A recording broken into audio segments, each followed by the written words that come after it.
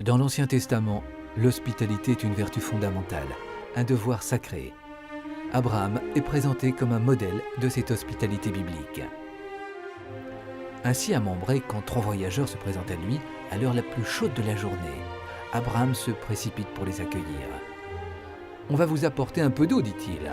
Vous vous laverez les pieds et vous vous étendrez sous cet arbre. » Puis il leur fait préparer des galettes, du fromage blanc, ainsi qu'un veau gras et tendre.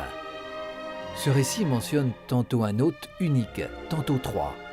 Abraham sait-il que celui qui l'accueille, c'est Dieu lui-même, à travers cette préfiguration de la Trinité?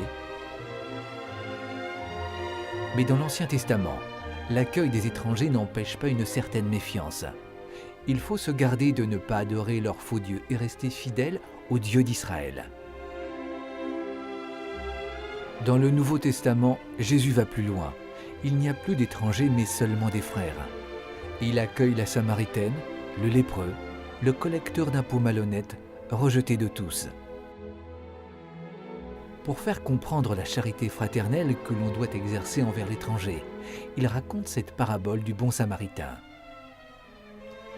Un homme descendait de Jérusalem à Jéricho, et il tomba sur des bandits qui, après l'avoir dépouillé, s'en allèrent en le laissant à moitié mort.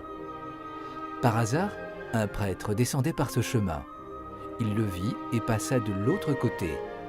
De même, un lévite arriva à cet endroit. Il le vit et passa de l'autre côté. Mais un Samaritain qui était en voyage le vit, fut saisi de pitié et prit soin de lui. Puis Jésus interrogea le docteur de la loi, à qui il avait raconté cette histoire. « Lequel des 3, à ton avis, a été le prochain de l'homme qui était tombé entre les mains des bandits ?» Le docteur de la loi répondit « Celui qui a fait preuve de bonté envers lui ?» Jésus lui dit « Va, et toi aussi fais de même. » Dans cette parabole, le prochain, c'est l'étranger. Et le bon Samaritain, dans sa perfection, c'est Jésus-Christ. De plus, accueillir l'étranger, c'est accueillir Dieu lui-même. En parlant du jugement dernier, Jésus affirme « Quand le Fils de l'homme viendra dans sa gloire, dit-il, le roi dira à ceux qu'il a placés à sa droite, « Venez les bénis de mon Père, recevez en héritage le royaume qui vous a été préparé depuis la fondation du monde. Car j'étais un étranger, et vous m'avez accueilli.